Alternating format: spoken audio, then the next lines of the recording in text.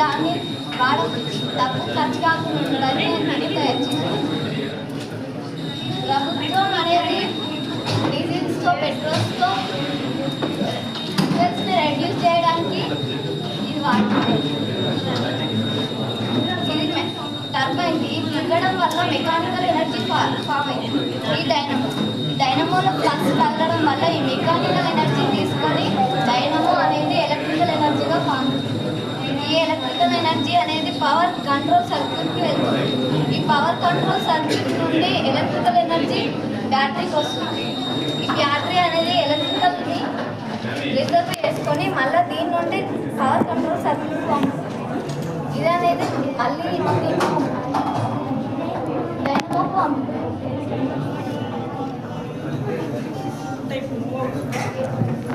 Move అయినప్పుడు ఎట్లా నాకు చూపించండి ఒకసారి ప్రాక్టికల్గా. అంటే ఎయిర్ లేదు కాబట్టి ఓకే ఎయిర్ ఉంటేనే వస్తుంది.